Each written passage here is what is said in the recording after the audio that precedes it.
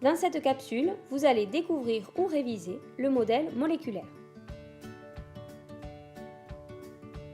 De quoi est constituée la matière, tous les objets qui nous entourent, l'air que nous respirons?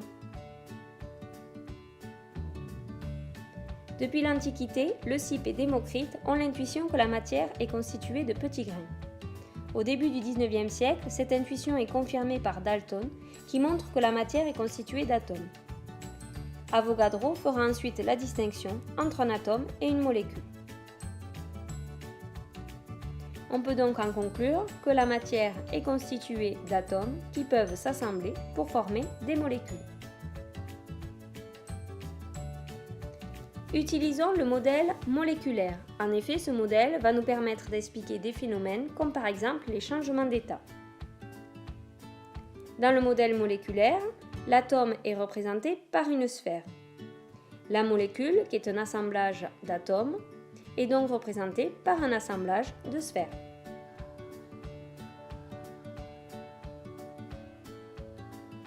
Il existe différents types d'atomes qui sont distingués par différentes couleurs. Attention, ces couleurs n'existent pas en réalité. Prenons des exemples. La molécule de dioxygène est constituée de 2 atomes d'oxygène, elle est donc représentée par un assemblage de 2 sphères rouges. La molécule de diazote est constituée de 2 atomes d'azote, elle est donc représentée par un assemblage de 2 sphères bleues.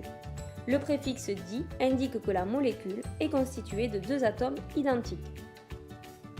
La molécule d'eau, quant à elle, est constituée d'un atome d'oxygène et de 2 atomes d'hydrogène. On peut représenter un atome par son symbole. L'atome d'hydrogène a pour symbole la lettre H, l'atome de carbone la lettre C, l'atome d'oxygène la lettre O et l'atome d'azote la lettre N. De ce fait, pour les molécules, on peut écrire des formules. Le dihydrogène constitué de 2 atomes d'hydrogène a pour formule H2. Le dioxygène qui a 2 atomes d'oxygène a pour formule O2.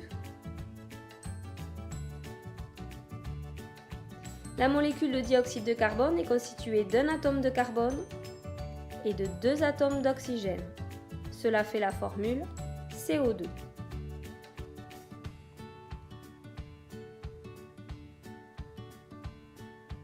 À vous de noter sur votre cahier de préférence en rouge les 2 résumés suivants et de répondre au questionnaire sur Moodle.